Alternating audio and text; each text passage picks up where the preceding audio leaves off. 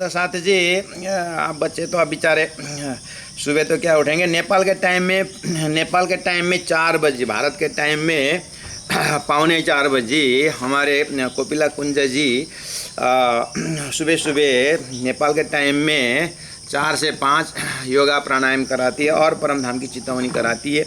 मेरे ख्याल से आज से शायद उनको पुराना रूटीन था वो, फिर मैंने सभी सुंदर साथ ने कहा कि हम अकेले क्यों करते हैं, आप हमारे को इंगेज करवाइए। तो शायद आज से वो जूम का आईडी से वो कर रही है। तो ऐसे ही एक्सरसाइज आपको करना है सुबह सुबह। बच्चों तो बेचारे नहीं कर पाएंगे शायद ही सुबह सुबह करके, लेकिन जो इसके जानकारी में है कृपया ये आप योगा प्राणायाम कर सकते हैं। वो दीदी गाइड करती है। मैं सुंदर साथ से आग्रह करता हूँ, आज हम इस तरह से गुरु जी के साथ जा रहे हैं और ताली बजा के गुरु जी का स्वागत करते हैं। बोलो श्री प्राणनाथ प्यारे की जय। ताली ताली ताली ताली ताली।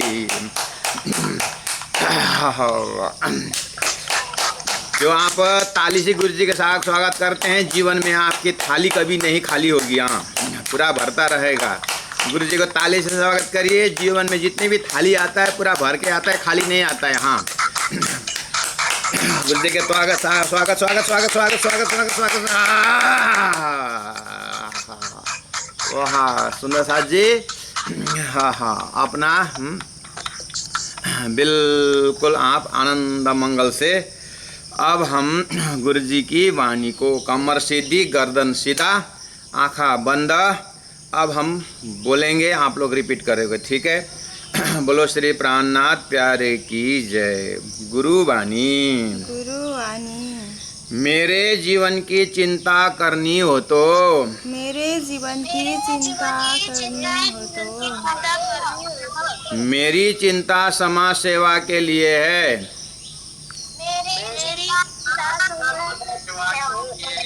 समाज सेवा पक्षपात रहित होकर ही की जाती है।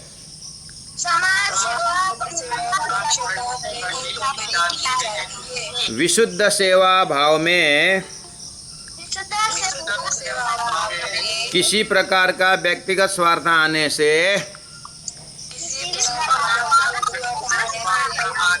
धर्म में नुकसान होता है। एकमात्र परमात्मा का भय रखकर अपने आप को मिटाकर मान बढ़ाई त्याग कर इस जीवन को सेवा में ही समर्पण करना है।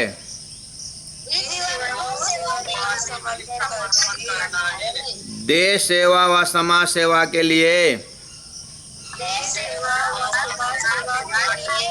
प्रत्येक व्यक्ति है। समाज से ही व्यक्ति का महत्व है। व्यक्ति समाज का एक अंश है। प्रत्येक व्यक्ति विकार से निर्विकार होकर ही सेवा योग्य हो सकता है।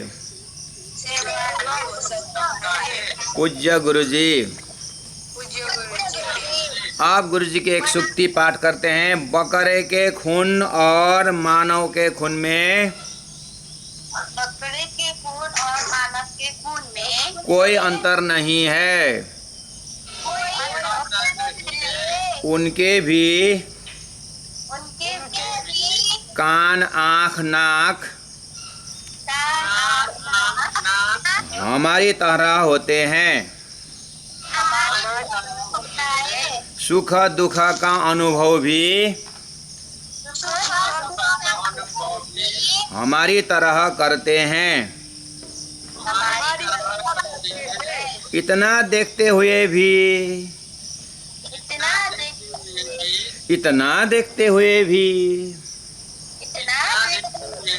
मानव को दया नहीं आती। मानव को दया नहीं आती। पूज्य गुरु जी।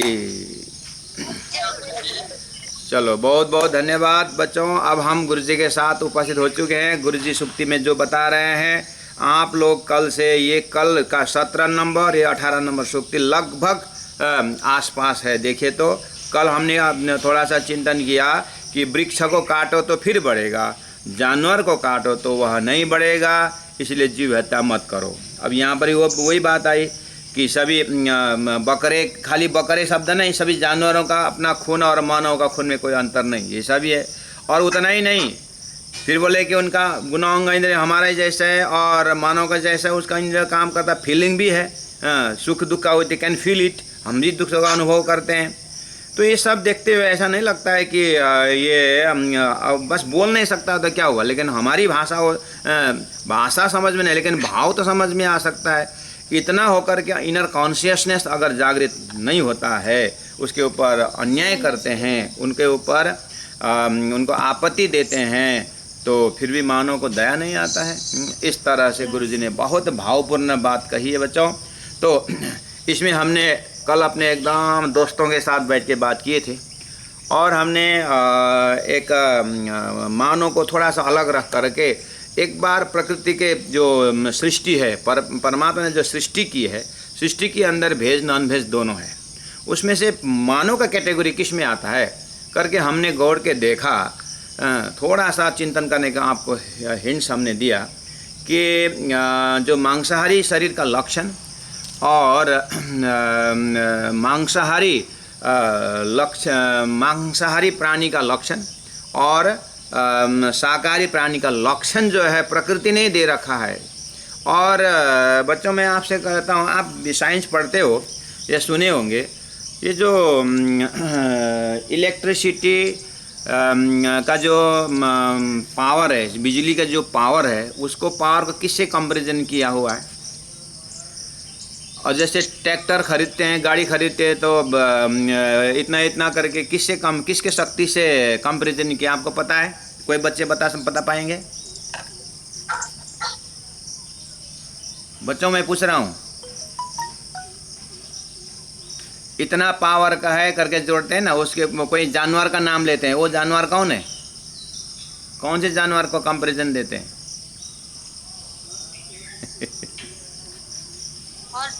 हॉर्स पावर को किसने, उत्तर देने वाले का नाम बताएं कृपया। संपन्न, हाँ, हॉर्स पावर से देता है ना। जैसे हमने अभी ट्रैक्टर किया था 40 हॉर्स पावर का था, हाँ, मतलब 40 घोड़े का जो शक्ति, उससे ट्रैक्टर का वो पावर की कंपैरिजन लेते हैं, हाँ। तो बच्चों, अब ये प्रश्न पूछना अपने मित्रों को जो नॉन वेज है, ये हॉर्स पावर जो बोला हुआ है, ये हॉर्स मांस खाता है कि चना खाता है? हाँ, ये मांसाहारी है कि शाकाहारी है ना? समझे कि नहीं? तो कहने का मतलब प्रकृति का कुछ संदेश तो है, और ये सब लॉजिक के साथ साथ हमने बाद में जाकर के अपने अंतस्करण में ढूंढा इस चीज़ को, हमारे अंदर हमने ढूंढा कि हमारा परिचय खाली ये शरीर, हमारा जो ये शरीर ही हमारा परिचय नहीं है। ये शरीर तो ना बहुत ही ग्रॉस है, ये तो बहुत ही आउटर एरिया है शरीर तो। खास हमारा लाइफ, खास हमारा वास्तविक जीवन, हमारा वास्तविकता जो हमारा व्यवहार के वास्तविकता जो है ना, अंदर में एक इमोशनल वर्ल्ड है, अंदर में एक भावनात्मक जगत है, हमारे अंदर है, प्रत्येक के अंदर है। उसी भावनात्मक जगत से ही इस चीज़ को समझ सकते हैं जिसका नाम है हमारे अंदर में संवेदनशीलता। संवेदनशीलता, हमारे अंदर जो दया, हमारे अंदर जो कृपा, ये चीज़ जो है, आज गौतम बुद्ध का नाम लेते हैं, महावीर का नाम लेते हैं, ईसा का नाम लेते हैं।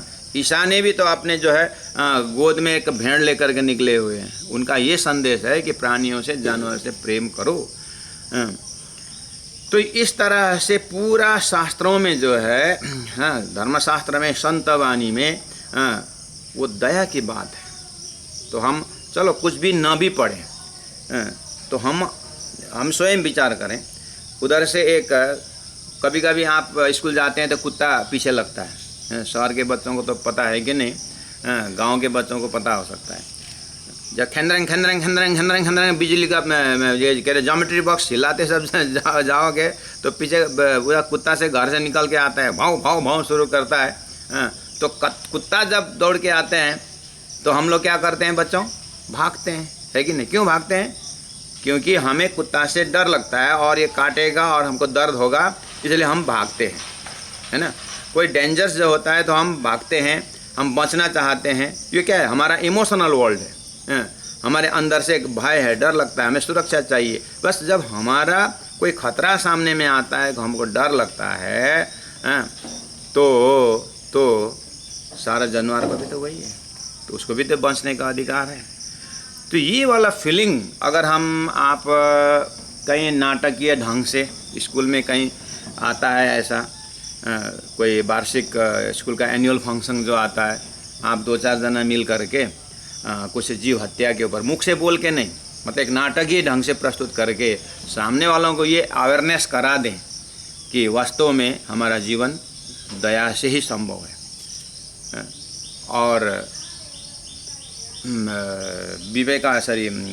लक्ष्मी प्रसाद देवकोटा मुना मदन में क्या लिखा हुआ है? मानिस ठुलो दिलले हुन्छ जातले हुँदैन, है ना। तो ये वाली चीज़ जो है, हम अपने दिल की भाषा, हमारा एक दूसरों के आँख में कुछ घुस गया तो वो पूरा परेशान आंसू हो गया, तो हमारे आँख से भी आंसू आता है। ये एक हमारे अंदर दूसरा एक संबंध है जिसको आत्मा का संबंध का, अगर सामने वालों के हृदय में ये प्रकट कर सके, संतों ने यही कोशिश की है, तो हम भी यही चाहते हैं। इस तरह से गुरु जी ने फिर भी शब्दों से क्या कहा, सुख दुख का अनुभव भी हमारी तरह करते हैं ना। जैसे उसको जैसे इंजेक्शन लगाओ, कुछ जानवरों को कुछ बीमार होता है तो इंजेक्शन लगाने से क्या होगा, वो कितना चिल्लाता है, इसका मतलब डर होता है। जब इंजेक्शन, अपने को इंजेक्शन लगाना हो, अभी हम ये इंजेक्शन लगाने गया था, एक 18-20 साल की एक लड़की थी, उस बूथ में जहाँ पर इंजेक्शन लगा रहे थे।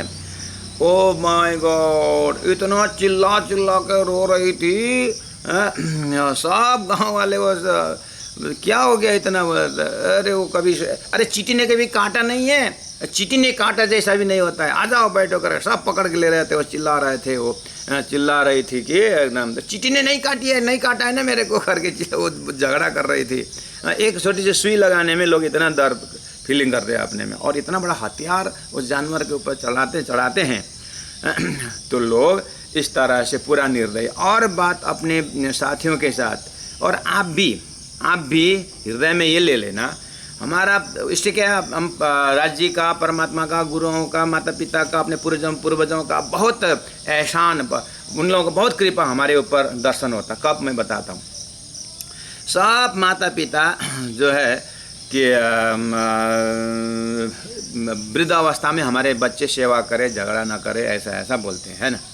देखना भोजन का बहुत बड़ा असर होता है, उनको बताना। आप लोगों को ज़रूरत नहीं है, लेकिन आप फिर भी एहसास करना कि बच्चों से इसी दिमाग में, अभी के दिमाग में आपको मैं एक ध्यान आकर्षण कर रहा हूँ ये बोल के कि भोजन में जो थाली में जो भोजन आता है ना, ये हमारा रग इंद्रियों को इसको असर होता है। क्योंकि जैसा खाए अन्न वैसे हुए मन, जैसे पिए पानी वैसे बोले बानी करके संत कहते हैं। जैसे भोजन किए ना, क्योंकि आप विचार करो 5-7 दिन आप भोजन ना करो तो पूरा शरीर शिथिल हो जाता है ना, और हम उठ भी नहीं सकते हैं। और भूखे समय देखो आप, इसका मतलब ये असर कर रहा है, ये दिखाई दे रहा है कि भोजन से ही हमारा शरीर में ताकत आती है, हाँ शक्ति आती है। भोजन से ही हमारा पूरा वृत्तियाँ बनती है, थॉट्स पैकेट बनता है। तो अन्न जैसा खाया असर वैसा होगा कि नहीं होगा? होगा ना। एक संत को राजा ने भंडार में बुलाया, भोजन के लिए बुलाया, है ना। और संत बेचारा कुटिया में अपना धुनी जगा करके, हाँ जप करके रहने वाला, राजा का बुलावा में गया, बेचारा गया और खाना वाना किया, खाया, और थोड़ा राजा उसने बाथरूम में से थोड़ा सुंदर गया था, सुंदर हार दिखा दिया, राजा ने उठा के ले आया हार को, है। और अपने कुटिया में जैसे आया, कुटिया में आकर के जैसे बैठा ध्यान में, तो इसको याद है, मैंने तो राजा के तो भोजन करने गए थे, ये हार कहाँ से ले आया? तो हीरा का हार है, मैंने क्यों ले आया ये उठा के? अरे फिर वापस गया और राजा के पास जाकर के बोला, राजा एक बार मैं आग्रह करता हूँ, आप मंत्री से पूछो ना, ये तुम्हारा अन्न कहाँ से ले आए थे आज जो भोजन बना है? क्यों? नहीं, एक बार अन्न को पता लगाओ ना। करे फिर खोज तलाशी की तो किसी राज्य में पूरा वो धान पूरा हुआ था, वहाँ से पूरा उसको अपने आर्मी ले पीट पाट करके वो धान हड़प करके ले आया था और वो दरबार के अंदर घुस गया था। वो पता लगा, हाँ राजा इसीलिए ये वो अन्न में खराबी थी, इसीलिए मैं आपका अन्न तो ग्रहण किया, लेकिन वो हड़प करके ले आया वो वृत्ति जो है ना, मेरे अन्न से असर हो करके मैं तुम्हारे बाथरूम में गया था तो वहाँ मैंने हार देखा, ये हार चुरा के मैंने लेके गया। देखो जैसे मैं कुटिया में पहुँचा, मेरा तप जब ज़मीन में पहुँचा तो वो मुझे ख्याल आया, फिर वापस लौटाने आया हूँ। मैं क्षमा चाहता हूँ, मेरी से गलती हो गई। और आप अपने घर में अन्न को अच्छी तरह से प्रवेश कराना, अच्छे अन्न प्रवेश कराना, क्योंकि मुझे एक गांठ आपके घर में लिया तो ये बुद्धि आई, तो आपके जीवन कैसी होगी ध्यान देना करके बादशाह राजा को बोला करके संत उदाहरण देते हैं। कहने का मतलब हमारा भोजन में इतना बड़ा असर है, भोजन से हमारा जीवन, इसलिए अन्नम ब्रह्म करके कहा, अन्न को ब्रह्म करके कहा है ना, ठीक है। तो ये हमारी वृत्ति बनाती है। अब आपके थाली में विचार, उन मित्रों को बोलो तुम्हारे थाली में जो नॉन वेज है वो किसी ने किसी को हत्या किया हुआ है और उसके दुख हुआ है, तो दुख के समय में उसने श्राप जरूर दिया है। दुख के समय में उस इनोसेंट एनिमल ने, उससे जब दुख हुआ था तो उसके माध्यम से परमात्मा के सृष्टि बिगाड़ने के कारण तुमको श्राप दिया। वो जो मांस जो आया है वो श्रापित होकर के आया हुआ है और उसको निर्दयी, उसको दयाहीनता है उसमें, उस अन्न में, उसके पीछे उसके लिए दया नाम का कुछ नहीं है, करुणा नाम का कुछ नी चीज़ नहीं है। तो ऐसा अन्न ग्रहण करने के बाद कौन माता पिता के घर में अंत में अशांति नहीं होगा, क्योंकि ये ऐसा अन्न खाएंगे, किसी को हत्या खाएंगे तो वहाँ पर तो नोचना और वहाँ उस अन्न के पीछे तो पूरा, और वो अन्न जब जाएगा तो ये प्राणी, ये व्यक्ति के साथ कैसे हम करुणा को आशा कर सकते हैं। तो समाज में दया करुणा कैसे फैलेगा। इसीलिए थैंक गॉड है ना, अपने गुरु परंपरा को मामति प्राणी से लेकर के अपने अपने गुरु, अपने अपने माता पिता को धन्यवाद दो कि जो इस प्रकार से हमको इस दया की बात, प्राणियों की दया करुणा नाम का कोई चीज़, संवेदनशीलता जो है हमारे अंदर में परमात्मा ने भर दिया है। इस तरह से अपने को गुरु जी को याद कर, क्योंकि हमने जो मान के चलिए पिताजी माताजी ने जो भजन बना के दे रहे हैं, जो हमारा एक आहार बन गया है, उसको गुरु जी ने 100% समर्थन किया है। देखो तो यहाँ पर समझे कि नहीं, क्योंकि हमारा भोजन को गुरु जी ने प्रॉपर गाइड किए ना, इसीलिए गुरु जी गुरु आज्ञा करी ऐसी। अब हम गुरु से, गुरु जी ने बोलते थे तुम मनमुखी बनोगे कि गुरुमुखी बनोगे, है ना। अब हमारा भोजन को शुद्ध सात्विक आहार करेंगे तो समझ लेना गुरु महाराज खुशी हैं और परमात्मा खुशी हैं, परमात्मा आनंदित हैं। तो परमात्मा को भोजन लगा, प्रसाद बनाया हुआ ये अन्न को ग्रहण करने से हम सभी को जो है इसी उम्र से जब ऐसा सात्विक भोजन जब हम ग्रहण करते हैं तो बच्चों डेफिनेटली हमारा स्वास्थ्य, हमारा मन स्वस्थ होगा, बुद्धि स्वस्थ होगा और स्वतः शरीर भी स्वस्थ होगा। इतना जो है अपने को ध्यान रखते हुए सुक्ति को हमने गुरु जी के साथ जोड़ करके गुरु जी के भाव को दर्शन किया। आइए अब हम चलते हैं गुरु महाराज के साथ। गुरु जी कालिम्पोंग में अपना कार्य क्षेत्र कालिम्पोंग बना चुके हैं और एज द एज ऑफ 60 में अर्थात 1956 तक की हमने कि गुरु माता का जो धाम जाने का प्रसंग हमने सुना। अब कालिम्पोंग में स्कूल स्थापना भी की और स्कूल को स्थापना करके उस खर्च तो आता है, खर्च तो लगेगा, है ना। तो वो खर्च के इस विषय में भी गुरु जी का कितना सुंदर था कि अपने स्वावलंबी कैसे बने, स्वावलंबी कैसे बने। तो गुरु जी व्यापार करते थे, है ना। व्यापार कैसे करते थे कि उन व्यापारियों को थोड़ा एक्स्ट्रा पैसा दे देते, 8-10 हज़ार 15 हज़ार उसका व्यापार को देखते हुए। तुम 1 लाख डाल करके बिजनेस शुरू कर ही रहे हो तो 20,000 रुपये मेरे भी रख और बाद में तुम्हारा 1,20,000, 1 लाख में कितना तुम्हारा शेयर बढ़ता है और हमारे 20,000 का उसी को परसेंटेज दे देना। तो उसी से अब गुरु जी को 20,000 कहाँ से आता था, कोई आकर के 5 रुपये दे, कोई 1 रुपये दे, 2 रुपये दे, वो इकट्ठा करके गुरुजी क्या करते थे, ये काम करते थे। बच्चों, हमारे पास भी तो 1 रुपये 2 रुपये मामा ने दिया, चाचा ने दिया, किसी ने दिया, किसी ने दिया।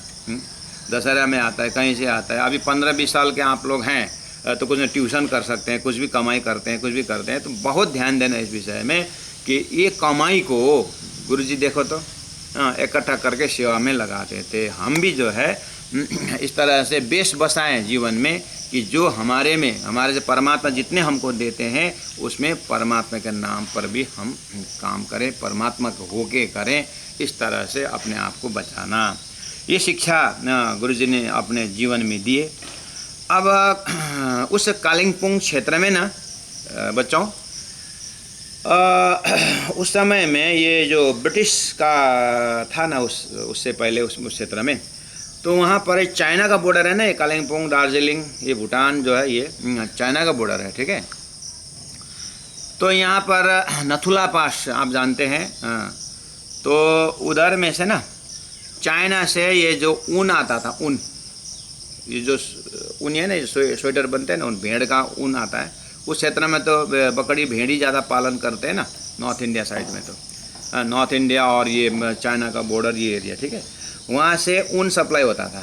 तो वो बॉर्डर एरिया होने के कारण वहाँ पर ऊन का बहुत बड़ा व्यापार चलता था, कालिम्पोंग, दार्जिलिंग, इस बॉर्डर एरिया में। तो इधर हरियाणा तरफ, गुजरात, हरियाणा, विशेष करके हरियाणा, राजस्थान तरफ से मारवाड़ी लोग जो है, वो अग्रवाल लोग ये व्यापार के लिए उस क्षेत्र में बॉर्डर एरिया में जाते थे।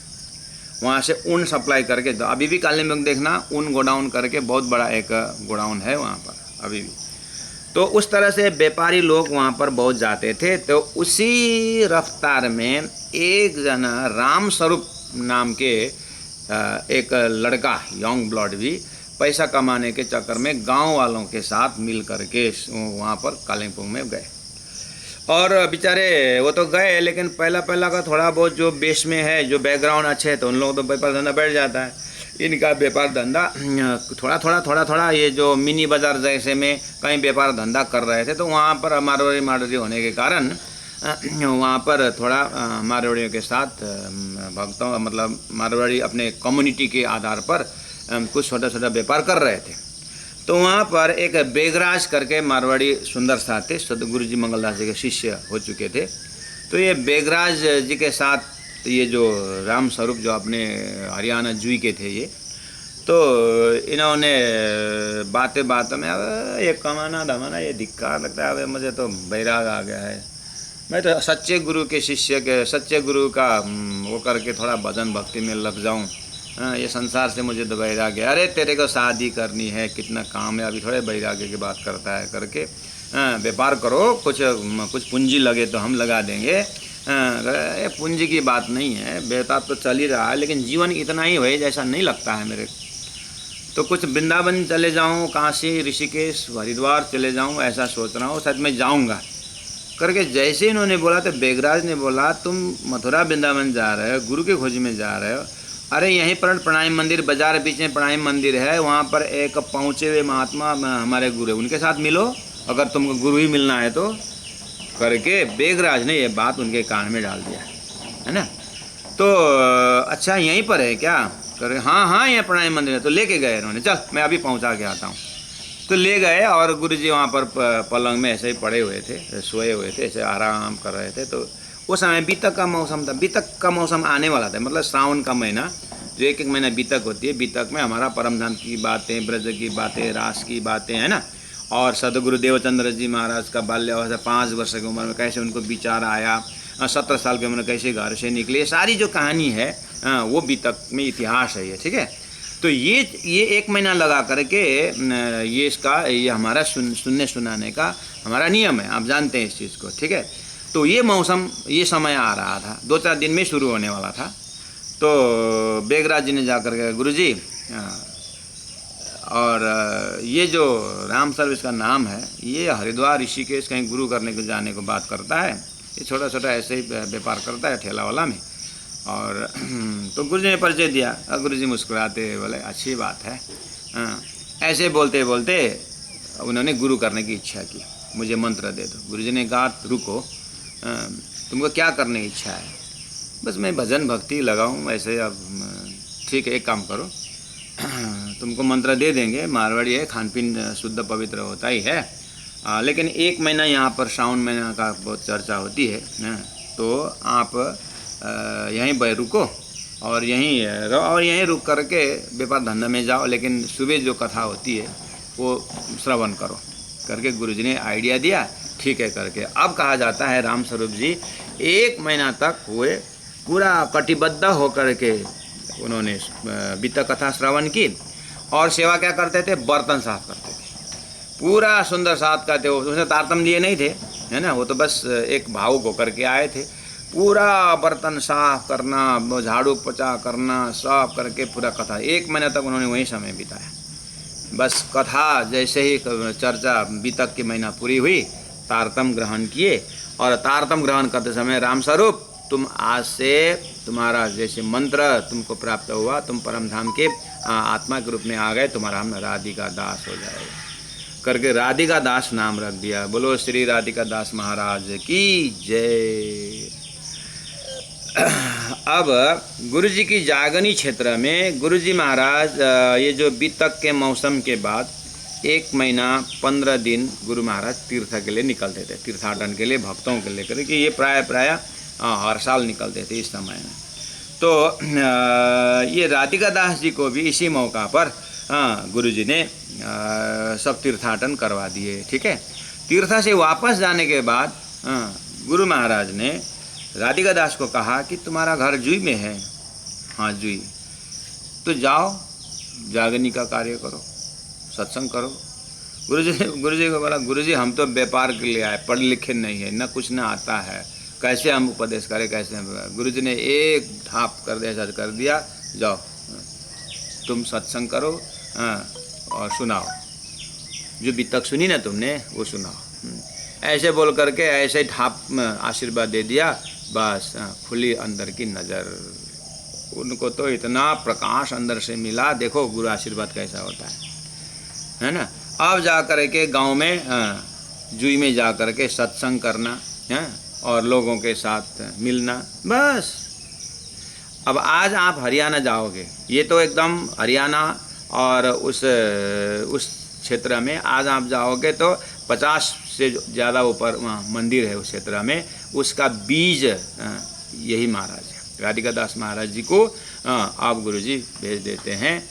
अब जय और सत्संग करते थे और कुछ बड़ा कार्यक्रम धीरे धीरे करके होने लगा। तो जब ज़्यादा जो वहाँ पर भक्त हो जाते हैं, तारतम लेने की जब बात करते हैं, तो फिर वो बोलते हैं कि ठहरो हम हमारा गुरु महाराज करके फिर क्या बोलते थे, मैं तारतम तो दे रहा हूँ, मंत्र तो दे रहा हूँ, गुरु मैं नहीं, मेरा गुरु है। हाँ, फिर वहाँ से कालिम्पोंग ले आते थे साल में 1 बार या 2 साल में 1 बार, पूरा जमात 20-50 जने को, और गुरु जी परिचय कराते थे। इस तरह से तारतम दिलाते थे, फिर जाते थे। हाँ, इस तरह से कर दे। तो 1962 में व्हेन गुरुजी वाज एज 66, गुरुजी जब 66 साल के हुए और 1962 जैसे हुआ, देखो भारत स्वतंत्र हुआ 1947 में, है, और 50 में संविधान लागू हुआ, है ना। और उसके बाद जो है आप विचार करो 1960 आया, 1962 में गुरुजी को भिवानी ले गए, मतलब जुई में ले गए राधिका दास में। अपने घर जो था, घर को मंदिर में स्थापना कर दिया। बोलो श्री प्राणनाथ प्यारे की। अपना घर, अपना ज़मीन जो भी है सब गुरुजी के नाम में सौंप करके वहाँ पर एक मंदिर का परिकल्पना हुआ। गुरुजी के आशीर्वाद से वो घर मंदिर हो गया। देखिए, अपने घर को मंदिर बनाने वाले बीतक का लालदास जी महाराज ने अपने घर को मंदिर बनाया। और बीतक में आता है कि सिद्धपुर में श्यामदास केशव भट्ट जी ने अपने घर को मंदिर बनाए हैं। हाँ? और छत्रसाल महाराज राजा, उन्होंने अपना जो मंदिर है, चोपड़ा मंदिर जो है, चोपड़ा मंदिर को उन्होंने घर बनाया है। छत्रसाल महाराज जो घर है उसको मंदिर में परिवर्तन किए हैं। ऐसे लक्षण बहुत है। लालदास जी महाराज को पोरबंदर में अपना घर को उन्होंने मंदिर स्थापना किया। इन्हीं लाइन में ये राधिका दास महाराज जी ने अपने घर में गुरु जी को पधरा करके उस घर में उन घर को उन्होंने मंदिर बना दिया। देखिए आज भी वो मंदिर है। अब बच्चों को मैं एक बहुत इंपॉर्टेंट बात बताता हूँ और अपना रिकॉर्ड कर रखना दिमाग में। हाँ, आपको पता है ना, आपको पता है ना गुरुजी मंगलदास जी के गुरु जी का नाम महागुरु पीताम्बर दास महाराज जी। उनको सूरत में धामगमन हुआ तो धामगमन के 3 दिन बाद ही शिष्य मंगल गुरु के पास, गुरु जी के पास पहुँचे। ये तो आपको पता है। हाँ, तो वहाँ पर गुरु जी को महागुरु ने गुरुजी मंगलदास जी को एक स्वरूप साहिब रख दिए थे। पुजारी जी ने वो स्वरूप साहिब दिए और वो स्वरूप साहिब में ही अकेले 36 घंटा अखंड पारायण, अखंड बने मतलब बैठ के उठना नहीं है, 36 घंटा बैठे अकेले 18,000 वाणी पूरा करके वो स्वरूप साहिब लेकर के वो जागरणी कार्य में निकले थे ना, है कि नहीं? ये याद है ना आपको? बस वो स्वरूप साहिब जो महागुरु ने दिया हुआ स्वरूप साहिब आज गुरुजी मंगलदास जी ने राधिका दास महाराज जी को दे करके आज जो जुई में जो प्राणायाम मंदिर है उस प्राणायाम मंदिर का सिंहासन में वही स्वरूप साहिब की पूजा होती है। बच्चों ये रिकॉर्ड आप अपने दिमाग में फंसा के रखना। मैं आपको इसीलिए ये चीज़ को बता रहा हूँ बच्चों। आप कल जा कर के स्कूल से आप दूर दूर जाओगे पढ़ने के लिए, तुम फॉरेन जाओगे, कहीं भी जाओगे, आप अपने माता पिता से बोल के रखो। आजकल छोटा छोटा स्वरूप साहिब भी छपा हुआ है। हम इतना बड़ा बेडिंग बिस्तारा बनाते हैं लेकिन राज्य को साथ में लेके जाना ये भूल जाते हैं। मैं आपसे आग्रह करता हूँ आप कहीं भी जाओ, अभी भी आप एकदम पर्सनल बैग में मेयर सागर का छोटा सा पुस्तक वो रखा करो और कहीं भी बैठ के थोड़ा सा टाइम रहता है मेयर सागर निकाल के पढ़ो। कुछ नहीं करो, बस मेयर सागर पढ़ो, पाठ करो। साथियों के साथ कोई जाना, कहीं रुकना है, कुछ 5-10 मिनट वेट करना हो तो उस पर्सनल बैग से, बैग के अंदर जेब से निकालो और उसको पाठ करो। साथी को वेट करने में टाइम लग जाएगा ना, वो आधा घंटा लेट कर रहा है तो कोई बात नहीं, आधा घंटा आप मेयर सागर पाठ करो, समझे? वो रखा करो। थोड़ा सा आप कहीं डेरा करके पढ़ने को बाहर जाना हो तो अभी क्या है, आपका स्कूल की पढ़ाई है जो भी है, जैसे बाहर जाना होता है तो कम से कम सेवा पूजा रखो और उसी में सेवा पूजा ग्रंथ रख करके उसी में याद करो, धूप जलाओ और थोड़ी देर 2-5 जो भजन आता है, जो गुनगुनाना आता है आपको, उसमें कीप इन टच होते रहो, ठीक है? क्योंकि ना बच्चों आपको एक लॉजिक बताता हूँ। सूर्य को आगे रख करके चलोगे तो छाया पीछे आता है कि नहीं आता है, लेकिन सूर्य को पीछे रखो तो छाया आगे आता है कि नहीं आता है। हम राज्य को आगे रख करके कोई भी कार्य करते, पढ़ाई करते हैं, जो भी करते हैं, ये माया की जो उलझन है, माया का जो दुख जो है वो पीछे चला जाता है। तो इस राज्य को सामने गोटा रखो, हाँ, उसको रख करके कुछ नहीं करो। आपको ना डेरा लेना है ना, आप जा करके डेरा के अंदर जा करके टॉयलेट कहाँ है, ये कहाँ है, मत देखो। आप देखो ये कमरा, ये घर हमारे से पहले ये वेजिटेरियन नॉन वेज कौन बैठा था, हाँ, वो डेरा में, हाँ, तो आज आपको बैठना है तो अब कैसे शुद्ध करोगे? वहाँ साफ सफाई सब करो, बस देखो कि राज्य कहाँ रखूँ, हाँ, मैं जो राज्य लेके आ रहा हूँ राज्य कहाँ रखूँ, हाँ, तो वो जगह को पहले देखो। दिमाग में पहले राज्य के लिए स्थान बनाओ, फिर राज्य आपके लिए स्थान बना देंगे। हम यही चीज़ में भूल खाते हैं, जाते हैं मेरा कमरा कहाँ, झोला कहाँ रखे, बैग कहाँ, ये देखते हैं, राज्य रखने का सवाल ही नहीं रहा। इसी से पता चलता है कि हमने हृदय में राज्य नहीं रखे। जब हृदय में राज्य नहीं है तो तकलीफ तो होगी ना, हाँ? हमें क्यों टेंशन होता है, लोग क्यों डिप्रेशन में जाते हैं, लोग क्यों इस तरह से? देखो ब्लॉटिंग पेपर को आप इंक में रखो तो सारा इंक जो है ब्लॉटिंग पेपर खींच लेता है, समझे ना? हम राज्य महाराज के हृदय में रखें, सारा दुख सुख राज्य महाराज ले। तो गीता में कहा था योगक्षेमं वहाम्यहम् करके, अर्जुन को गीता में ही कहा है। परमात्मा कहते हैं तुम एक साधक करो खेल में जी करो 10 बेर। बाइबल में कहते हैं यू स्टेप 1 आई स्टेप 10 बोलते हैं। तो एक स्टेप आगे आ जाओ, मैं 10 स्टेप आगे आता हूँ। बाइबल में भी है और गीता में भी है और तारतम्य वाणी में तो और क्लियरली लिखा हुआ है कि तुम एक साथ करो खेल में, मैं जी करूँ 10 बेर। तुम एक बार खेल में मुझे याद करो, मैं तुमको 10 बार याद करता हूँ। ये चीज़ जो है ना, हम एकदम, ये सेंटिमेंटल चीज़ है, एक इमोशनल बॉडी से टच करने की चीज़ है इस चीज़ को। आप एक बार राज्य को याद करोगे, पढ़ाई में जाते समय, कहीं स्काउटिंग जाने के, कहीं स्पोर्ट्स में जाते समय, कहीं भी जाओ, आप राज्य को याद करके जाओ, देखना आप फतेह होगा होगा होगा ही। अगर नहीं भी हुआ तो आप क्या बोलोगे, कोई बात नहीं, इस बार नहीं होता, अगले बार करेंगे। राज्य हिम्मत को कभी टूटने नहीं देंगे, इस चीज़ को याद करना है। लेकिन हम मेन चीज़ को भूल जाते हैं। एक लड़का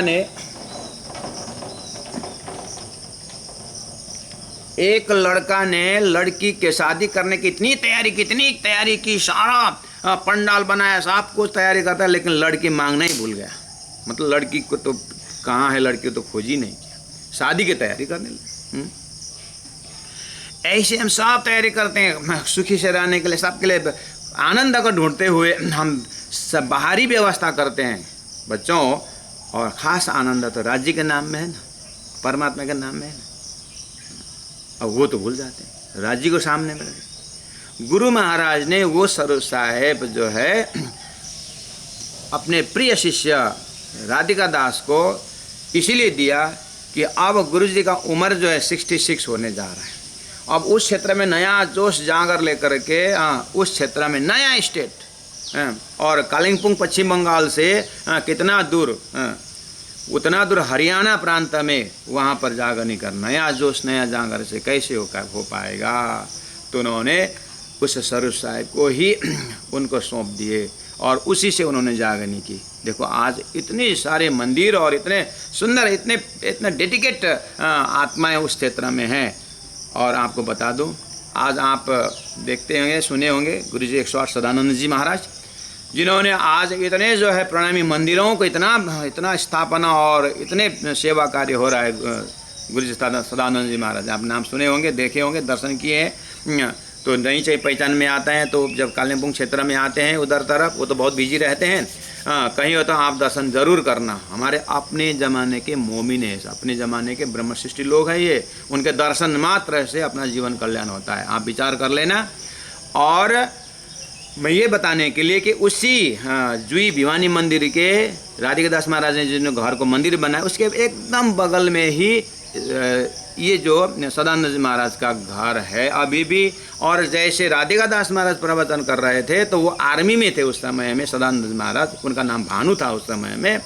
तो वो वहाँ पर घर में छुट्टी में आए थे, तो यहाँ पर सत्संग हो रहा है करके वो आर्मी एकदम मूँछ वाला जा कर के बैठ गए। तो राधिका दास महाराज देखे लड़का तो ये बगल का है लेकिन छुट्टी में आया क्या करके बातें करे। सत्संग में ऐसा लगा कि गए फिर ड्यूटी में और उनको मन नहीं लगा, आपने वहाँ से रिटायर, वो जो उन्होंने रिजाइन करके आ करके मुझे आपके शिष्य बनना है। तो राधिका दास महाराज ने चेहरा को देखा, अंदर बाहर देखा, बोले मैं तेरे को तारतम तो देता हूँ लेकिन मैं तेरा गुरु नहीं बन सकता, और गुरु मेरे गुरु के पास तेरे को लेके जाता हूँ। तो वहाँ से लेके आए और गुरु जी मंगलदास जी के शरण में सौंप दे। उनका ही नाम है आज गुरु जी 108 सदानंद जी महाराज। ये सब स्वरूप साहिब के प्रताप, जो स्वरूप साहिब जो दिए थे ना गुरु जी ने, उसी स्वरूप साहिब का प्रताप। स्वरूप साहिब में कौन है? प्राणनाथ जी महाप्रभु है। प्राणनाथ जी महाप्रभु में कौन है? अक्षरा श्री राजी महाराज है। तो काम कौन कर रहा है? इस चीज़ को हम भूल जाते हैं। घर में सिंहासन में राज्य रखे हम जाते नहीं हैं, प्रणाम नहीं करते हैं, किए तो भी ड्यूटी पूरा कर दे। ऐसा मत करना बच्चों, ध्यान में रखो। परमात्मा ऑलमाइटी, परमात्मा के आश्रय में ही हमारा जीना उठना बैठना होता है। हम क्या कर सकते हैं? क्या कर सकते हैं? श्वास बाहर गया, अंदर ले आओ। अंदर लाना बाहर लाना कौन कर रहा है? परमात्मा कर रहा है। हम भोजन करके सो जाते हैं, पचाता कौन है? परमात्मा तो पचाते हैं। हमने संसार में आते क्या लेके आए थे? खाली आता है ना। ये सारी व्यवस्था किसने कर दी थी? हर पल हर सेकंड जो है आप इतना परमात्मा को दर्शन करो कि बस आपके अंदर अहंकार चला जाएगा, कुछ हमने किया ही नहीं, सब परमात्मा कर रहे हैं। अब आप भजन भी गाओगे, करते हो तुम कन्हैया मेरा नाम हो रहा है। अब भजन गाने में स्वाद आता है। जो चीज़ हम प्रैक्टिकल करते हैं ना, उसके बाद वो प्रैक्टिकल का जो हमारा अनुभूति होती है ना, उसका कुछ बात अलग होता है। बच्चों मैं एक प्रश्न पूछता हूँ, एक सेंटिमेंटल प्रश्न पूछता हूँ। हम ये जो राजी महाराज के साथ आनंद परमधाम की बातें, आनंद के बाद सुनते भी हैं, है ना, तो कभी कभी ऐसा लगता है कि ये शरीर छूटने के बाद, मरने के बाद लगता है। ऐसा नहीं है। आप भोजन करते हो, भोजन करने के बाद वो भोजन जो भूख मिटती है ना, एपिटाइट जो भोजन मिटती है ना, वो भोजन करने के साथ साथ अनुभव होती है कि 2-4 दिन बाद अनुभव होती है, भोजन के साथ साथ होती है ना। आप स्कूल में खेलते और पानी दे, पानी पानी पानी पानी पानी करके आप पानी मांगते हो, बोतल से पानी पीते हो, शरबत पीते हो, तो प्यास मिटने का अनुभूति तुरंत होता है कि 2-4 दिन बाद होता है, तुरंत होता है ना। आप दिया जलाते हो तो प्रकाश 4 दिन बाद आता है कि तुरंत आता है। बस यही मैं एहसास कराना चाहता हूँ बच्चों को कि आप राज्य की सेवा पूजो, सुबह करो, शाम करो, याद करो, वो आनंद तुरंत ही होता है। ऐसा नहीं कि परम धाम जाए शरीर छूटने के बाद, ऐसा नहीं। इसी शरीर में आनंद होता है। जब आपको भोजन इसी शरीर में, भोजन का आनंद इसी शरीर में हो रहा है, प्यास मिटने का आनंद तुरंत हो रहा है, नो क्रेडिट, उधार नहीं है। प्रकाश जलाते हो तो यही प्रकाश अभी आता है। तो परमधाम की भक्ति करने से, राज्य की सेवा करने से आनंद बाद में आता है, बुढ़ापा में आता है, वो तो आता ही है, लेकिन अभी से शुरू होता है ना। उसको एहसास करना है, उसको हम फीलिंग करना है और होता है। ये परफेक्ट बात है। गुरुजी महाराज को at the age of 66 Radhika Das Maharaj 1962 में घर में बुलाए, मंदिर स्थापित की। वहाँ पर अब रुक्मा बाई माता जी, शकुंतला बाई माता जी, कृष्णा बाई माता जी, गुरुजी सदानंद जी महाराज, ऐसे ऐसे बहुत बहुत सेवा भावों की जागनी हुई बच्चों। इस तरह से हरियाणा में आज भी आप घूमने जाओगे, कभी कभी एक्सकर्शन में जाओगे, इन मंदिरों को दर्शन करो। जो मंदिर है वहाँ पर गुरुजी मंगलदास जी का आसन राज्य के साथ में लगाया हुआ ही मिलता है, क्योंकि गुरु गोविंद दोनों खड़े, काके लागू पाए, बलिहारी जाऊँ गुरु, जो गोविंद दियो बताए। हमें गोविंद परमात्मा को पता नहीं, हमको बताया गुरु ने, इसीलिए धरती में गुरु का स्थान इतना बड़ा है। इसीलिए प्यारे सुंदर साथ जी, प्यारे बच्चों, हम इस उम्र में ही गुरु को सामने में रख करके चले, परमात्मा जरूर मिलेंगे। अब आइए, कालिम्पोंग का शहर में इस तरह से गुरु महाराज का बहुत सुंदर जागरण क्षेत्र हो रहा है। अब कालिंग में बैठे बैठे आपको कालिम्पोंग को नज़ारा तो पता है ही, जिनको पता है बहुत अच्छा, जिनको पता नहीं है, आपको कहाँ से आप जा रहे हो कालिम्पोंग, आप जहीं से भी हो, आप सिलीगुड़ी चले जाना। चाहे आप कलकत्ता से जाओ तो 1 नाइट जर्नी सिलीगुड़ी, आप दिल्ली से जाओगे तो आपको प्लेन से जाओ तो बागडोगरा, स्टेशन से जाओ तो न्यू जलपाईगुड़ी, यानी कहीं से भी सिलीगुड़ी जाना होगा। उसके बाद तो नॉर्थ इंडिया के तरफ, नॉर्थ में जाना होगा, उत्तर तरफ जाना होगा, बस से 2.5-3 घंटा का रास्ता। आप कालिम्पोंग जैसे ही पहुँचोगे तो अब कालिम्पोंग में जब बड़ा बड़ा मेला गुरुजी के ज़माने, साक्षात परमात्मा स्वरूप बैठे हैं, तो भक्तजन तो दूर दूर से आएंगे ना। बच्चों आपको मैं बताता हूँ, वहाँ पर टिबेटन लोग बहुत हैं और टिबेटन का गुम्पा बहुत है वहाँ पर। तो वहाँ पर लामा लोग, मॉन्क, बुद्धिस्ट मॉन्क लोग जो है ना, 12-15 जाने ऐसे ही गुरु महाराज को दर्शन करने आते थे। वो जब करते हुए आते थे उनका, और आकर के गुरु महाराज को जैसे ही परमिशन देते अंदर बैठ जाते थे। गुरुजी दर्शन कक्ष में बाहर आकर के ऐसे ही गुरुजी बैठते थे और वो लोग उस दीवार में चारों कोन में बैठ करके अपना जप करते थे। और गुरु महाराज धीरे से किसी पूछवाते थे उसके लीडर को, कुछ काम है? तो वो लोग क्या बोलते थे, नहीं कुछ नहीं काम, बस दर्शन के लिए आए। आधा घंटा 10 मिनट गुरुजी के पास बैठ के उनका जप करते थे और गुरुजी को फिर प्रणाम करके चले, बोलते कुछ नहीं थे। मदर टेरेसा आपने नाम सुना होगा, कभी भी कालिम्पोंग जाती थी गुरुजी मंगलदास जी को मदर टेरेसा दूसरे दिन पहुंच करके पूरा पाउडर वगैरह, क्या दूध पाउडर वगैरह क्या क्या एक प्रसाद के रूप में लेके जाती थी और दर्शन करके आते थे गुरु महाराज के। मेरा कहने का मतलब है, इस क्षेत्र में सुंदर साथ बहुत आना जाना करते थे। अब सुंदर साथ ने आग्रह किया, नेपाल से हम आते हैं गुरुजी, और सिलीगुड़ी में रहने का जगह नहीं होता है। हम आसाम मणिपुर से आते हैं, सिलीगुड़ी में रहने का जगह नहीं होता है। और फिर दार्जिलिंग सिक्किम के सुंदर साथ बोलने लगे, गुरुजी हम कुछ भी रोगी हो, कुछ भी हो तो हमको जाना होता है सिलीगुड़ी, सिलीगुड़ी में कोई सेंटर नहीं होता है। और बहुत परेशान होते हैं। वेजिटेरियन खाना वहाँ नहीं मिलता है, धर्म जगाना, धर्म बचाना मुश्किल हुआ। ये सब लोगों ने बोलने लगे तो गुरु महाराज को हृदय में आया कि चलो सिलीगुड़ी में एक ज़मीन देखेंगे और वहाँ पर कुछ धार्मिक स्थान बनाएंगे। आज आप जाओ श्री कृष्ण प्रणामी मंदिर, श्री कृष्ण प्रणामी विद्या निकेतन और स्कूल और संस्कृत विद्यालय और होम्योपैथिक गौशाला, इस जब भी आप सिलीगुड़ी में दर्शन करते हो वो तो कितना परिवर्तन भी आया है भले जो, लेकिन गुरु महाराज ने सिलीगुड़ी का मंदिर का कॉन्सेप्ट दिल में लिया और गुरु महाराज सिलीगुड़ी में रह करके कुछ समय रह करके मंदिर स्थापना की। ये है 1965 में मंदिर बन के तैयार हुआ, राज्य को वहाँ पधराया गया। अब ये मंदिर बनाने के एक घटना मैं आपको बताता हूँ। अभी भी हैं बंगाल मेडिकल के श्री कृष्ण अग्रवाल जी, अभी भी हैं। हिलकार्ड रोड में उनका मेडिकल का दुकान है और अभी भी है वो साक्षात विराजमान है। उनसे कभी मिले तो आप मिल लेना, जो जानते हैं उनसे आप प्रत्यक्ष से बात करते सकते हो। उनके घर रह करके गुरुजी ने मंदिर के लिए गुरुजी हजुर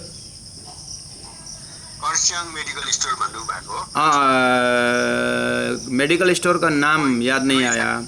Shri Krishna Agarwal medical, hill cart road में मेडिकल स्टोर है, इतना याद है।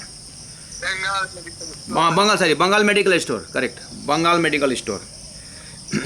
वहाँ पर उनका नाम है श्री कृष्ण अग्रवाल जी। उनके घर में रह करके गुरुजी वहाँ जाते थे मंदिर में। और अभी तो क्या है, बाजार आ गया, तो हमारे चाचा जी, मेरी चाचा जी लाल प्रसाद अधिकारी जो भद्रपुर में उनका कारोबार था, तो वो कालिम्पोंग आकर के सिलीगुड़ी में गुरुजी से वहाँ गए। तो बंगाल मेडिकल के हिलकार्ड रोड में घर से पैदल जाते समय हमारे चाचा जी ने गुरुजी को कहा, इतना दूर जंगल में क्यों बना रहे गुरुजी, यहीं पर अगल बगल बना लेते, इतना दूर पैदल जा रहे हो आप और जंगल में। उस समय वहाँ शेर लगता था, मतलब भालू जानवर, बाघ आता था। तो वहाँ पर एक माताजी वहाँ पर ड्यूटी रहती थी, उस माताजी का नाम कितना याद कर रहा हूँ मुझे दिमाग में नहीं आ रहा है, मैं पूछ के नेक्स्ट टाइम बताऊँगा। वो माताजी वहाँ पर रहा करती थी। तो वो कहानी बताती थी पीछे बाद में कि वो उतना बड़ा बड़ा आवाज़ में जानवर आता था, मैं कैसे अंदर बैठती थी करके वो बताती थी।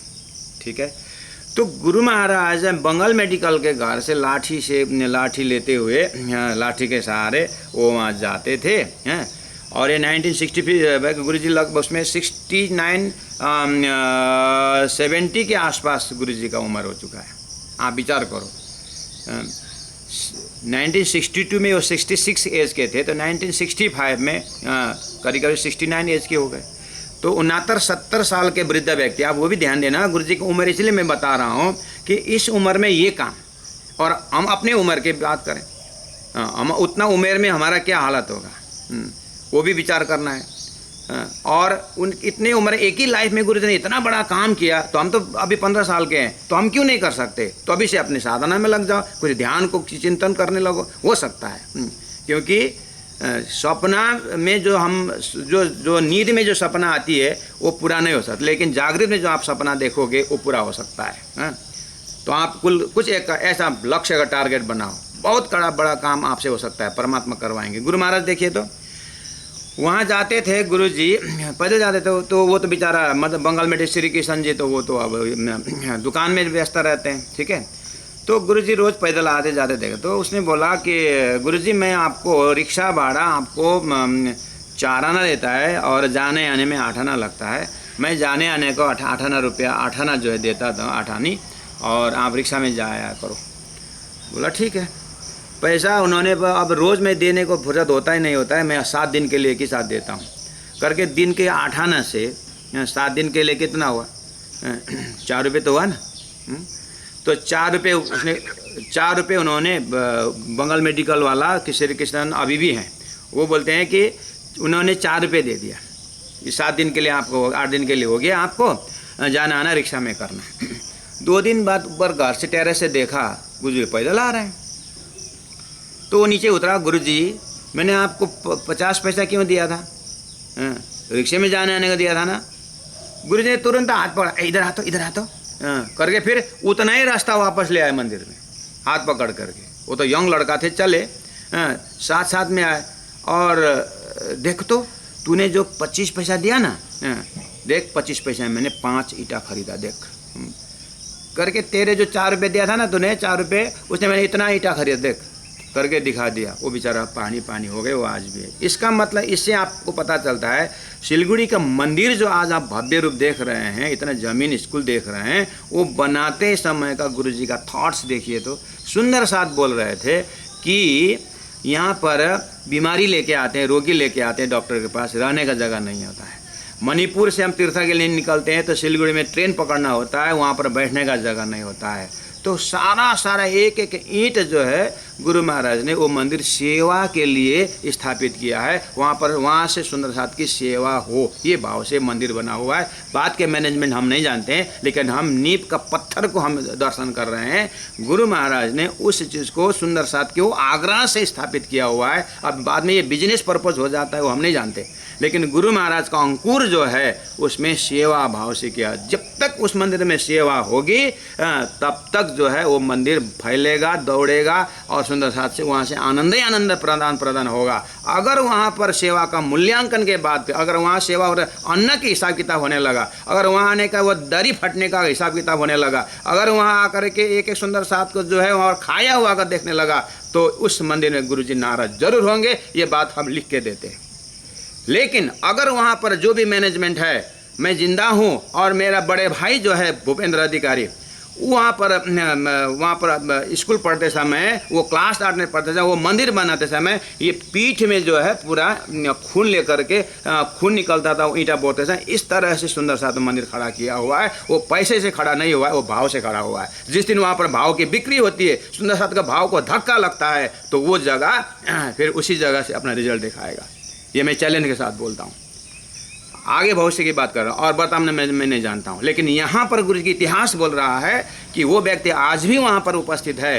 तो गुरु जी ने वहाँ पर एक एक ईंट में अपनी जो है पैसा जो पैदल चल करके गुरु जी ने, तो वहाँ पर मंदिर में रहने वालों से भी मैं आग्रह करता हूँ, वहाँ पर आकर मौज मस्ती के साथ अगर रहें तो ये भी खतरनाक चिन्ह होता है। इसीलिए लेन देन अच्छी तरह से बैठाना चाहिए। गुरु महाराज को सामने रहे, सेवा भाव से अगर वहाँ पर जो भी कार्य होता है तो वहाँ पर जरूर फैला। आज तक गुरु जी के तपस्या से फैल रहा है, फैलेगा भी। लेकिन रही बात हमारे आनंद लेने का, जो रिसेप्टिव पावर है वो हमारे अंदर कितना है, भाव उसी से आनंद होगा। ये है गुरु जी मंगलदास जी के द्वारा सिलीगुड़ी मंदिर का स्थापना की कहानी, जो आज ही वहाँ पर है, इतिहास साक्षी है। और आपको इस चीज़ आज आप विचार करना, आप ये हुई गुरु जी के हृदय के बाद। अब आप जीवन में कुछ नया कार्य करना चाहते हो, चाहे मंदिर हो, चाहे अपने घर क्यों ना हो, कोई बात नहीं, आप अपने घर की स्थापना करो, ज़मीन खरीदो, जीवन में पैसा कमाओ, खरीदो, जो भी करो, लेकिन ध्यान रखो, मैं यहाँ पर राज्य की स्थापना करूँगा और सुंदर साथ को यहाँ से सेवा हो, भक्तों की सेवा हो, भूखों के यहाँ से भोजन मिले, नंगा को यहाँ से कपड़ा मिले। इस भाव से आप ज़मीन खरीदो, घर बनाओ, देखना वो घर कितना चमत्कार होगा। और वो घर बड़ा हो ना हो, लेकिन उसमें आनंद जरूर होगा। ये लिख के रखो जीवन में। अगर जीवन में इतना एक आयाम भर दिया आपने, तो देखना फिर वो वास्तव में जीवन की उपलब्धि है, वो जीवन की उपलब्धि, वो खुशी, वो आनंद। आगे धन तो वही है, कमाना ही है पैसा और कमाना ही है, एक आपस में मिलकर बैठना ही है। तो क्यों ना परमात्मा को सामने रख करके काम न करें, आनंद ही आनंद होगा। तो आज भी इसी तिथि में जिन्होंने घर बना चुके हैं, जो है आज ही प्रण करो, इस घर से दिन में इस घर से भूखे को भोजन होना चाहिए। इस घर में से बस उसी चीज़ को गुरु मंगलदास जी ने मुट्ठी चावल का संकेत दिया था, मुष्टि दान जिसको बोलते थे। भोजन बनाओ, भोजन निकालो, जब मतलब चावल जो निकालते हैं वैसे एक मुट्ठी निकाल करके डब्बा में रखने का गुरु जी का मुष्टि दान था, जिससे गुरु महाराज ये चाहते थे कि भोजन जब समग्र बनेगा तो उसमें मुट्ठी दान करने से राज्य के नाम का हो गया। अब वो पर प्रसाद ग्रहण करते हैं तो घर में जो प्रसाद ग्रहण करे परम धाम का रसोई का चौक हो जाएगा। जो वो परमात्मा के नाम पर जो भोजन ग्रहण करता है उसका वृत्ति जरूर ही धार्मिक बनेगा। धार्मिक वृत्ति परिवार में आनंद देगा। अपने ही हाथ में सुंदर साथ जी। कैसे हम आनंदित रहना चाहते हैं, बच्चों से मैं आग्रह करता हूँ अपने इस उम्र में ही आप पूरा घर की व्यवस्था अभी देख के रखो। नया घर के क्यों कल्पना करते हो? अभी पिताजी का घर है तो माताजी का घर है, बना कमरा है तो घर में है। आप जहाँ बैठे हो के राज्य ने शेल्टर नहीं दिया, वो घर नहीं है, वहीं से शुरू करो। मम्मी को बोलो, मम्मी आपने जो अभी 2 डब्बा एक माना आधा माना जो भी आपने चावल निकाला उसने मुट्ठी दान अलग किए कि नहीं किए? राज्य के नाम पर रखे कि नहीं रखे? पूछो, माँ को पूछो। आदत बनाओ। और नहीं हो रहा तो शुरू करो। मुसूरी घर में करवाओ। आप प्रसाद ग्रहण किया करो, अन्न ग्रहण मत करो, आप प्रसाद ग्रहण करो। बनाओगे आप क्लास में फर्स्ट आओगे, सुस्वस्थ बनोगे, कोई भय नहीं रहेगा। आपका हृदय इतना उजाला हृदय में होगा कि आपके चेहरा से पता चलता है सामने वाला आप जो बोलोगे वो तपस्या का अन्न, वो गुरु जी का आदेश का अन्न ग्रहण कर। आपका बोली इतना साफ होगा कि आप कहीं डरोगे नहीं। हेडमास्टर के साथ अपने अन्याय के ऊपर हो रहा है, आप साफ बोल सकते हैं, आपकी हिम्मत आएगा और ये सत्य के प्रचार आप करोगे, आपका जीवन उजाला ही उजाला होगा। बच्चों, इस चीज़ को आप गुरु जी मंगलदास जी के कार्य क्षेत्र से बहुत कुछ हृदय में ले सकते हो। पहले तो घर में गुरु जी का आसन बनाओ और जो भी अन्न ग्रहण करते हैं गुरु जी के नाम पर, राज्य के नाम पर करो। और इस घर से कुछ अच्छे कार्य होना चाहिए, प्रण करो। मम्मी पापा से हाथ बटाओ और अपने जो देखो कि अपने पास 5 सेट लोग ऑलरेडी है, जूता ऑलरेडी है, इस बार दशहरा में आप करो, मम्मी आज मेरे नाम से किस गरीब का कोई बच्चा होगा जो पढ़ नहीं पा रहा होगा, उसको जूता खरीद नहीं पा रहा होगा, मेरा तो जूता है ही। लोगों के पास पैर ही नहीं है, ऐसे तो जीवन में है, तो मेरे पास तो पैर भी है, जूता भी है, मेरा नाम का जूता उस गरीब बच्चे को नाम पर आप करवा दो। और कोई बच्चा होगा कि किताब खरीद नहीं सकता होगा तो उसको किताब खरीद दो। इस घर से कुछ सेवा कार्य हो, मैं इतना चाहता हूँ करके बच्चों को बोलो। दूसरे दिन राज्य महाराज आपके घर में देखना कितना और यश और समृद्धि बढ़ा देंगे। ये प्रैक्टिकल बात है, लेकिन करके तो देखो। बच्चों, इस तरह से अपने हृदय को परमात्मा के साथ जुड़ाओ और गुरु महाराज को साथ में लेके चलो। बोलो श्री प्राणनाथ प्यारे की जय, सदगुरु महाराज की जय। अब एक बार नेक्स्ट टाइम का जो सूक्ति है मैं आपको फ़ोटो खींच के मेरा व्हाट्सएप में भेजूंगा, मैं पढ़ के सुना रहा हूँ। 19 नंबर हम नेक्स्ट टाइम करेंगे, आप चिंतन कर लेना उसमें। जीव जैसे कोमल बनो तो स्वाद लेने को मिलेगा, दांत जैसे कठोर बनो तो मेहनत भी करनी पड़ेगी और जल्दी उखड़ना भी पड़ेगा। हमारा नेक्स्ट सैटरडे का है, आप इसके ऊपर चिंतन करोगे और क्या क्या पॉइंट आप इसमें इकट्ठा कर सकते हो। थोड़ा 5-10 मिनट समय दे करके आप मुझे नाम भेज लेना और इसके ऊपर आप 5 मिनट 7 मिनट आप प्रवचन कर सकते हो। नेक्स्ट टाइम के लिए आपको अभी बोला 19 नंबर सूक्ति के ऊपर आप अपने क्रिएटिविटी, अपने दिमाग से मेहनत करके आप एक जो है बच्चा 3 मिनट 5 मिनट तक आप प्रवचन कर सकोगे इस सूक्ति के ऊपर नेक्स्ट सैटरडे के लिए। Thank you very much. बहुत बहुत प्रणाम, बहुत बहुत प्रणाम। सद्गुरु महाराज की जय। श्री कृष्ण सच्चिदानंद पार ब्रह्म पूर्ण परमात्मा, इसी नाम को भज भज के सदा सुख ल्यो हे आत्मा, सदा आनंद ले ओ हे आत्मा। बोलो श्री प्राणनाथ प्यारे की जय। गुरु जी 108 मंगलदास जी महाराज की जय। प्रणाम प्रणाम।